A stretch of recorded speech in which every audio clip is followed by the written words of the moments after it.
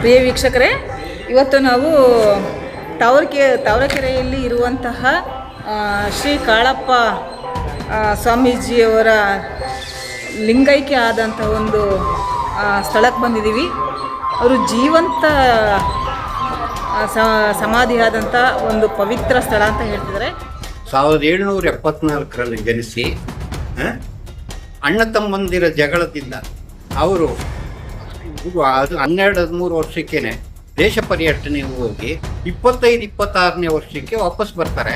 ಅಂದರೆ ಅವರು ಭಾಗ ತಗೊಂಡಿರ್ತಾರೆ ಅಷ್ಟೊತ್ತಿಗೆ ಅಣ್ಣ ತಮ್ಮಂದಿರು ಅಂತ ಗಾಣಿಗಳು.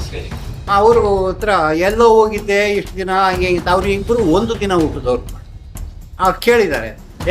ನಾ ಹೀಗೆ ಎಲ್ಲೋ ಕಡೆ ಹೋದೆ, ಎಲ್ಲೂ ಏನು ಸರಿಯಾದ ಗುರು ಸಿಗಲಿಲ್ಲ.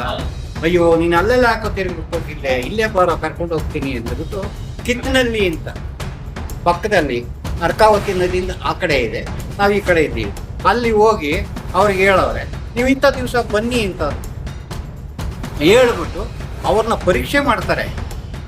ಬೆಂಕಿ ಹಾಕ್ಬಿಟ್ಟು ತಳ್ಳುತ್ತಾರೆ. ಕೀಳಕ್ಕೆ ಹೋದಾಗ ಹಾಗೆ ಹಿಡ್ಕೊಂಡು ಪಾಪ ನೀನೇ ಸರಿಯಾದನು ಅಂದ್ಬಿಟ್ಟು ಅರ್ಕಾವತಿ ನದಿಯು ಇಲ್ಲಿ ಬಂಡೆ ಒಂದು ಜಾಗದಲ್ಲಿ ಒಂಟ್ಕಾಲಲ್ಲಿ ನಿಲ್ಲಿಸ್ಬಿಡ್ತಾರಂತೆ.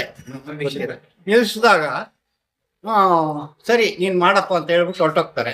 ಆಗ ಮಾರ್ಚ್ ಏಪ್ರಿಲ್ ತಿಂಗಳು ಮುಂಗಾರು ಮಳೆ ಜಾಸ್ತಿ ಆಗ್ಬಿಟ್ಟು ಒಂದು 15-20 ದಿವಸಕ್ಕೆಲ್ಲ ಜೋರಾಗಿ ಮಳೆ ಹುಯ್ದುಬಿಡ್ತಾರೆ.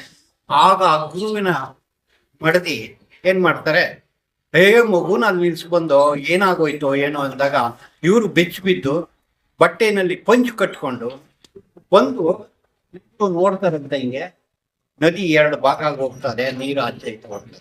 ಓಹೋ ಇದು ಒಳ್ಳೆ ಶಿಷ್ಯ ಸಿಕ್ಕದ ಅಂದ್ಬಿಟ್ಟಿದ್ದು. ಬೆಳಿಗ್ಗೆ ಊರಿಗೆ ಬರ್ತಾರೆ. ಊರಿಗೆ ಬಂದಾಗ ಇವಂದೇನು ಎತ್ತ ಹೇಗೆ ಅಂತ 15-20 ದನ ಇದಾವೆ, 100-120 ಕುರಿ ಇದಾವೆ, 100-120 ಮೇಕೆ ಇದಾವೆ ಅಂದಾಗ ಅವನ್ನೆಲ್ಲ ಮಾರ್ಬಿಟ್ಟು ತಕ್ಷಣದನೇ ಮಠ ಕಟ್ತಾರೆ. ಅರ್ಜೆಂಟಾಗಿ ಆ ನೆಲಮಾಳಿಗೆ ಒಳಗಡೆ ಯೋಗ ಮಂಟಪನ ಕಟ್ಟಿ ತಗೊಂಬಂದು ಅಲ್ಲಿ ಅವ್ರನ್ನ ಬೀದಿಸ್ತಾರೆ. ಸ್ವಾಮಿಯಾರ್ ಅವರು ಗಾರೆ ಇಟ್ಟು ಕಲ್ಲಿಟ್ಟು ಮುಚ್ಚಿಬಿಡ್ತಾರೆ. 19 ಅದೇ ತಿಮ್ಮಪ್ಪ ಶೆಟ್ಟಿ ಹತ್ರ 12 ರೂಪಾಯಿ ಕಾಸು ಇಸ್ಕೊಂಡು ಸಾಯಂಕಾಲ, ಸ್ವಾಮಿ ನಾವು ಓರಿ ತಗೊಬೇಕು, ನಂದೊಂದು ಓರಿ ಐತೆ, ಅದ್ರ ಜೊತೆಗೆ 12 ರೂಪಾಯಿ ಸಾಲ ಕೊಡಿ ಅಂತ ಈಸ್ಕೊಳ್ತಾನೆ.